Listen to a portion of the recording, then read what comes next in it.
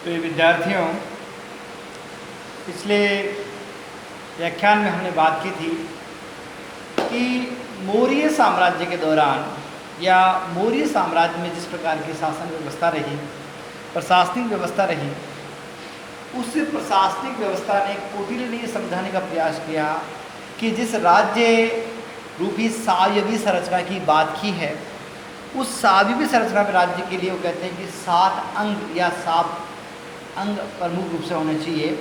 और इसी कारण से इसको कौटिल्य का राज्य का सप्तांग सिद्धांत कहते हैं। राज्य का सप्तांग सिद्धांत अर्थात कौटिल्य मानते हैं कि जिस राज्य की हम बात कर रहे हैं वो एक सावयवी संरचना है और उस सावयवी संरचना में 7 अंग उसके माने गए हैं। कौटिल्य कहता है इन 7 अंगों में सबसे पहले वो बात करता है स्वामी अर्थात राजा की। दूसरे अंग के रूप में वो बात करता है इसकी जो चलाने वाले प्रमुख जो उसके कार्यकर्ता है वो है अमात्य या उसके अधिकारी। तीसरे अंग के रूप में वो बात करता है जनपद, ये राज्य क्षेत्र की वो बात करता है जनपद के बाद में दुर्ग, और दुर्ग उस तात्कालिक परिस्थितियों में जो फोर्ट या जो किले हैं उनकी बात करता है। 5वां कहता है वो कोष, ट्रेजर या जिसको अपन कहते हैं ट्रेजरी एक तरह से। हम ये कह सकते हैं कि वित्त जो है, धन जो है, वो शासन का रक्त है, उसके बिना शासन संचालन संभव नहीं है। उसके बाद में 6वां बात करता है, ये दंड की बात करता है। कौटिल्य कहता है कि 6वां जो अंग है उसका वो दंड है, और दंड में वो कहते हैं कि जो न्यायिक प्रणाली है, जो जुडिशरी व्यवस्था है, वो दंड का रियाज है। और साथ में दंड जो है उसको सेना से भी तात्पर्य है कि उस राज्य की संरक्षा के लिए सेना का होना बहुत महत्वपूर्ण है। और 7वां जो प्रमुख अंग है वो है मित्र। इस प्रकार से कौटिल्य ने कहा कि राज्य, जैसे गार्डनर ये कहते हैं कि राज्य के लिए हमें 4 चीज़ें होनी चाहिए। अगर हम बात करें कि गार्डनर की परिभाषा अनुसार, कि गार्डनर ने राज्य की परिभाषा के लिए कहा कि राज्य जो है उसमें सबसे पहले तो भूभाग होना चाहिए, एक भौगोलिक क्षेत्र होना चाहिए, दूसरा उसमें जनसंख्या होनी चाहिए, तीसरा उसमें सरकार होनी चाहिए, और चौथी बात उन्होंने जो कही है कि वो है कि सरकार की सार्वभौमिकता, अर्थात कि सरकार वो अपने आप में स्वतंत्र हो। उस प्रकार से गार्डनर की राज्य की जो परिभाषा है उसके अनुसार 4 अंगों की आवश्यकता है। लेकिन कौटिल्य ने राज्य के लिए कहा कि कोई भी राज्य अगर वो सावयवी संरचना है, अगर वो क्रियाशील है, इसका मतलब है इस राज्य के लिए इन 7 अंगों की आवश्यकता होती है। तो ये कौटिल्य का सप्तांग सिद्धांत कहलाता है। तो सबसे पहले हम बात करते हैं कि पहला जो अंग है राज्य का सबसे महत्वपूर्ण है वो है स्वामी, राजा के लिए कहता है, चूंकि हमने पिछले व्याख्यान में बात की थी कि कौटिल्य ने ये कहा कि राजा जो है वो लोक कल्याणकारी दृष्टि वाला राजा होगा, बिनोवोलेंट इसका बिहेवियर होगा, अर्थात राजतंत्र में लोक कल्याण या लोकतंत्र के गुण। तो हम ये कहते हैं कि उस समय ये कहा कि राजतंत्र प्रमुख रूप से क्रियाशील थे, और कौटिल्य ने भी राजतंत्र की ही पक्ष लिया था कि राज्य का जो स्वरूप हो वो राजतंत्र होना चाहिए। लेकिन उन्होंने कहा कि राजा जो है वो प्रजा पालक होना चाहिए, प्रजा का कल्याण चाहने वाला होना चाहिए, वो लोक हितकारी होना चाहिए, अर्थात जो प्रजा का हित है वो ही राजा का हित होना चाहिए, राजा का अपना कोई हित नहीं होता। इस प्रकार की कल्पना कौटिल्य ने कही है। इसके लिए उसने कहा कि जो स्वामी है, ये जो राजा है, उस राजा की सर्व स्वीकार्यता होनी चाहिए। कहने का तात्पर्य है कि राजा जो है उसको सभी लोग स्वीकार करें। इसलिए कौटिल्य ने तात्कालीन परिस्थितियों में ये कहा कि वो उच्च कुल में होना चाहिए और उच्च आदर्श और नैतिक गुणों से उसका भरपूर व्यक्तित्व होना चाहिए। कहने का तात्पर्य कौटिल्य कहते हैं कि राजा जो है वो इस प्रकार का व्यक्तित्व हो कि सब लोग उसको स्वीकार करें। तो उस समय क्या था कि जैसे मान लीजिए कि अब ये कहा जाता है कि जो चंद्रगुप्त मौर्य जिसने उनको तो मौर्य साम्राज्य का संस्थापक बनाया या उसको राजा बनाया, उसके कुल के बारे में कई बार की भ्रांतियाँ आई है। लेकिन इन सब होने के बावजूद भी कौटिल्य कहता है कि राजा जो उच्च कुल का होना चाहिए। दूसरा, राजा में उच्च चारित्रिक गुण होने चाहिए। वह धैर्यवान होना चाहिए, वो शीलवान होना चाहिए, वो प्रज्ञावान होना चाहिए, उसका नीड से विवेकशील उसका व्यवहार होना चाहिए, और वो सेनाओं का संरक्षण करने वाला होना चाहिए, सेनाओं का नेतृत्व करना होना चाहिए। कहने का तात्पर्य है कि राजा शारीरिक और मानसिक रूप से अनेक प्रकार के दिव्य गुण जिसको कहते हैं उनसे उनको उसका व्यक्तित्व होना चाहिए, वो भरपूर होना चाहिए, तभी वो जनता में सर्व स्वीकार्यता होगी, सर्व स्वीकार्यता होगी। और कौटिल्य ने राजा की सर्व स्वीकार्यता की बात कही। फिर कौटिल्य ने कहा कि राज्य का स्वरूप राजतंत्र है, लेकिन कौटिल्य कहता है कि राजा जो है उसको क्या होना चाहिए, कल्याणकारी होना चाहिए, उसको प्रजापालक होना चाहिए। तो वो ये कहते हैं कि राजा की जो दिनचर्या है या राजा जिस प्रकार का जो व्यवहार करता है उस दिनचर्या को उन्होंने 16 पहर में बांट दिया, और इस 16 पहर में 8 जो पहर है वो रात के और 8 पहर वो दिन के, अर्थात राजा के द्वारा किस समय क्या काम किया जाएगा ये तक कौटिल्य द्वारा निर्धारित कर दिया गया। इसका मतलब कौटिल्य चाहते थे कि राजा जो है वो प्रजापालक कैसे होगा। अगर आप उसको स्वतंत्र रूप छोड़ देंगे, उस पर विभिन्न प्रकार की उत्तरदायित्व और नैतिक दायित्व उस पर नहीं रखेंगे तो वो क्या हो जाएगा, निरंकुश हो जाएगा। तो राजा को निरंकुश होने से रोकने के लिए कौटिल्य ने क्या किया कि उसके दिनचर्या है वो निर्धारित कर दी, और दिनचर्या के द्वारा किए जाने वाले काम उसके द्वारा निर्धारित कर दिए गए। इसका मतलब है कि राजा जो है वो अपने कर्तव्य से विमुख ना हो, अपने कर्तव्य से च्युत ना हो, इसलिए उन्होंने कभी बात कही। फिर है कि राजा जो है वो दंड का धारक है, अर्थात दंड का मतलब है यहाँ दंड जिसको हम नीचे बात करेंगे सेना की बात करता है, और दंड का मतलब है शासन या सत्ता। सत्ता जो है वो राजा में निहित होगी, अर्थात राजा जो है वो विभिन्न प्रकार की जो व्यवस्था है, चाहे वो राजनीतिक हो, चाहे प्रशासनिक हो, चाहे सामाजिक व्यवस्था हो, उन सब सामाजिक व्यवस्थाओं को संचालन करने के लिए वो सत्ता का उपयोग करेगा, वो दंड का धारक होगा।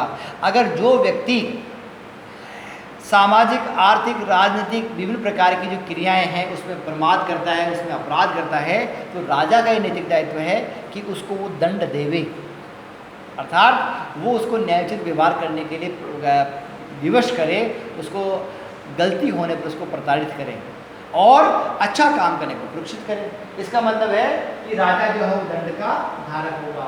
सभी प्रकार से जो शक्तियाँ, चाहे वो विधायी हो, कार्यपालिका, न्यायपालिका, सभी प्रकार की शक्तियाँ अंतिम रूप से राजा में निहित होगी। तो इस प्रकार से कौटिल्य ने राजतंत्रात्मक शासन प्रणाली में लोकतांत्रिक या लोक कल्याणकारी राज्य की कल्पना की। दूसरा, इस सप्तांग सिद्धांत के बारे में कौटिल्य ने कहा कि अमात्य जो है वो शासन के महत्वपूर्ण पहिए हैं, उसके बिना शासन संचालन नहीं किया जा सकता।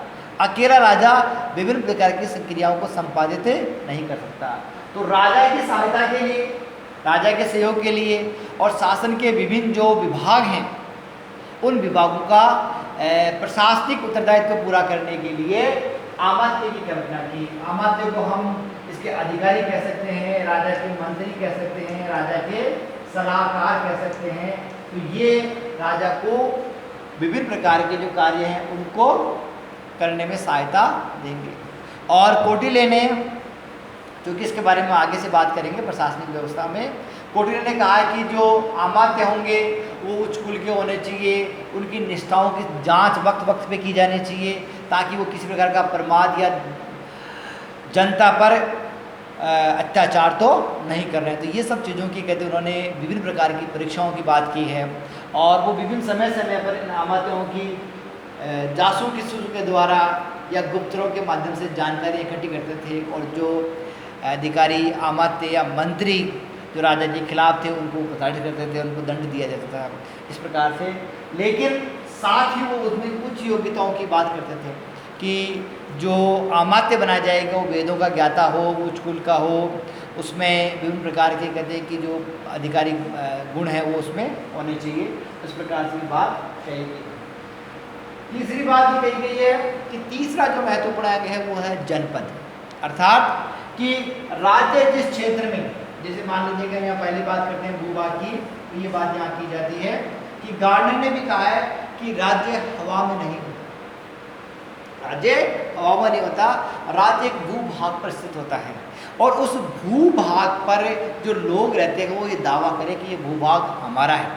इसी प्रकार से राज्य के ऊपर जो राजा जिसको नेतृत्व दिया गया है वो दावा करे कि ये उसके राज्य के अधीन आता है, अर्थात उसमें लोग रहते हो, उसको दावा किया जा सके। तो ये जो गार्डनर की जो परिभाषा है, ये बात पहले कोटेल ने कहा कि जनपद की बात की जाएगी, वो राज्य क्षेत्र है, राज्य का महत्वपूर्ण अंग है। चौथा जो अंग है वो दुर्ग के बारे में कहा गया है। दुर्ग के बारे में कहा गया है कि उन तात्कालीन परिस्थितियों में जो राजा थे या जो लोग थे उनको आक्रांताओं से बचाने के लिए या आक्रमणकारियों से बचाने के लिए दुर्गों का निर्माण किया जाता था, ताकि विपत्ति की स्थिति में जनता, राजा, राज परिवार के लोग, महत्वपूर्ण लोग उन दुर्गों में शरण ले सके और अपना आप को बचाव कर सके। तो इस प्रकार से दुर्ग की कल्पना की गई है। कोटिल ने कहा कि अनेक प्रकार के दुर्ग बनाए जाते हैं, जैसे वो कहते हैं कि पार्वत्य दुर्ग है। पार्वत्य दुर्ग का मतलब इसको गिरी दुर्ग भी कहते हैं, ये पहाड़ी पर बनाया जाने वाला दुर्ग कहलाता है। दूसरा है वन दुर्ग, जो जंगल में बनाया जाता है, झाड़ियों घने उनके बीच में ताकि वो दिखाई न दे, वन दुर्ग कहलाता है। तीसरा दुर्ग है वो है धानवन्य। धानवन्य का मतलब है कि जो मरुस्थल में बनाया गया दुर्ग, जहाँ आसपास में कोई लोग नहीं हो, अकेले में बिल्कुल हो, उसको धानवन्य दुर्ग कहते हैं, वो मरुस्थल में बनाया जाता है। फिर ये कहता है कि ओदिक दुर्ग बनाए जाने चाहिए, ओदक या जल दुर्ग, जहाँ चारों ओर से पानी पानी हो, उसके अंदर जैसे नदियों से प्रकार से घिरा हुआ हो तो उसको ओदिक दुर्ग कहते हैं। तो ये कहते हैं कि अनेक प्रकार के दुर्गों का निर्माण किया जाना चाहिए और ये दुर्ग जो है वो राज्य की संरक्षा और सुरक्षा के लिए महत्वपूर्ण है। उनका निर्माण, उनका रख रखाव कोटेले के द्वारा क्या किया जाना चाहिए। तो इस प्रकार से दुर्ग को उन्होंने कहा कि राज्य की सुरक्षा और संरक्षा के लिए महत्वपूर्ण अंग है। पांचवा जो महत्वपूर्ण अंग है वह कोष, ट्रेजरी। प्रशासन में जो वित्त है वो उसका रक्त है, उसके बिना प्रशासन संचालन संभव नहीं है।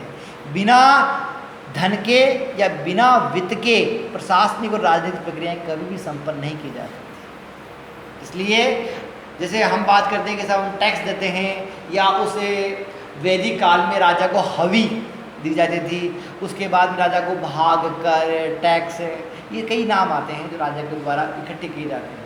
तो राजा उनको इकट्ठे क्यों करता है? राजा क्यों टैक्स लगाता है? राजा क्यों कर इकट्ठा करता है? वो इसलिए करता है कि इस राज्य की विभिन्न प्रकार की जो प्रक्रियाएं हैं, चाहे वो राजधर्म का संचालन हो, राजभवन का संचालन हो, उसके मंत्रिपरिषद का संचालन हो, या धन के लड़कारी किए जाने वाले हो, या राज्य की सुरक्षा के लिए सेना की भर्ती की जाने वाले हो, या राज्य के लिए कुआं, बावड़े, तालाब, सड़क बनाए जाने हो, इन सब के लिए कहते हैं कि धन की आवश्यकता होती है और बिना धन के प्रशासन का चक्र कभी नहीं घूमता है। इसलिए कोष जो है वो सबसे महत्वपूर्ण है। इसलिए कोटिल्य ने कोष के बारे में बात की है कि कोष किस प्रकार से इकट्ठा किया जाना चाहिए, कौन कौन से टैक्सेस लगाए जाने चाहिए, इसके बारे में डिटेल में बात की है। और साथ में उन्होंने कि कोष किस प्रकार से संरक्षित किया जा सकता है, कोष किस प्रकार से प्रिजर्व किया जा सकता है, उसके उपाय पर भी कोटिल्य ने विस्तार रूप से अपने अर्थशास्त्र में इसका वर्णन किया। छठा है सप्तांग का जो छठा अंग है वो है दंड। दंड का तात्पर्य, वैसे तो दंड को सत्ता और शासन भी कहते हैं, लेकिन यहाँ दंड का तात्पर्य यहाँ पर सेना। वो कहते हैं कि बिना सेना के किसी राज्य की सुरक्षा संभव नहीं है। राजा अकेला या अपने अमात्यों के द्वारा केवल उसकी सुरक्षा नहीं कर सकता, इसलिए सेना, और वो चतुर्णी सेना की बात करते हैं कि 4 प्रकार की मतलब चतुर्णी सेना होनी चाहिए, जिसमें रथ सेना, अश्व सेना, पैदल सेना और जल सेना, इस प्रकार से चतुर्णी सेना की बात करते हैं। और कौन कौन सेना में भर्ती किए जाने चाहिए, किस प्रकार से उनकी परीक्षाएं ली जानी चाहिए, इसके बारे में डिटेल बात कोटिल ने अपने अर्थशास्त्र में की है। तो सेना जो है वो राज्य का सबसे महत्वपूर्ण अंग है, जिसको सुरक्षा देता है, राज परिवार को सुरक्षा देता है, राजा को सुरक्षा देता है, जनता को सुरक्षा देता है। क्यों? क्योंकि बिना सेना सेना की राज्य की सुरक्षा नहीं की जा सकती। और जितने भी जो निवासी हैं, जो उस राज्य में निवास करते हैं, वो अपने असुरक्षा के प्रति सुरक्षा के प्रति आशंकित रहते हैं, उनमें असुरक्षा की भावना रहती है। तो उनमें सुरक्षा की भावना रहे ताकि वो अपने उद्योग, व्यवसाय और ये सब चीज़ें निर्बाध रूप से संपन्न कर सके, इसके लिए सेना की आवश्यकता होती है। और उस समय सेना जो है वो प्रशासनिक जो कार्य है उसका महत्वपूर्ण अंग भी था। वर्तमान प्रशासनिक अमले की तरह सेना और कर्मचारियों का अलग अलग प्रकार से नहीं था, बल्कि वो एक मिलजुल के काम करते थे।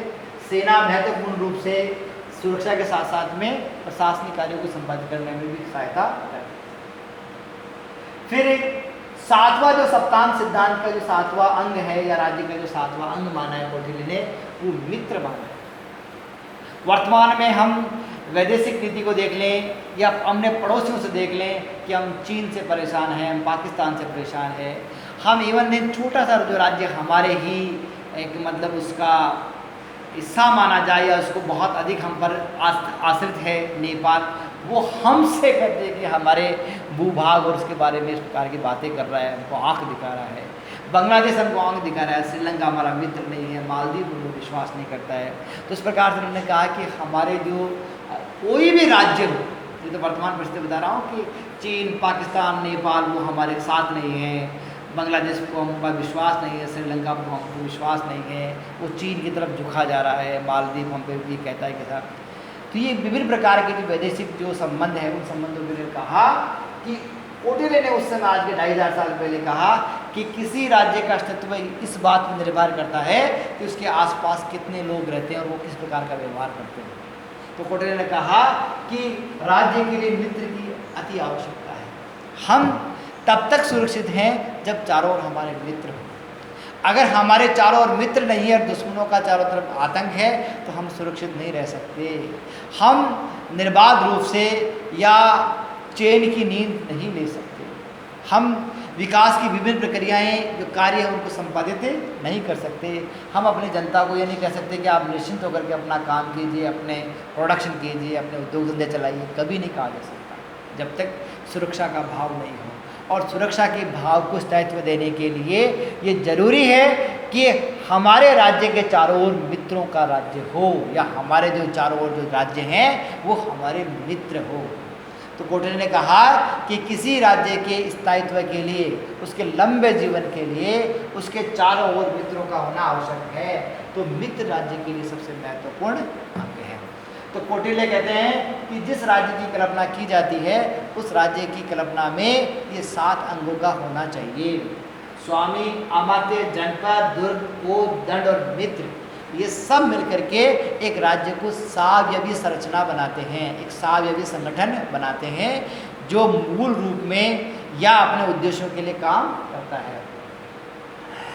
अब हम ये जो कौटिल्य के सप्तांग सिद्धांत की बात थी, और इस सप्तांग सिद्धांत को हम बहुत शॉर्ट रूप में या बहुत छोटे रूप में यहाँ विवेचन कर रहे हैं। इसके बाद में राज्य कहते कौटिल्य ने वैदेशिक नीति, मंडल सिद्धांत ये भी दिए हैं, उसके बारे में अगले व्याख्यान में बात करेंगे।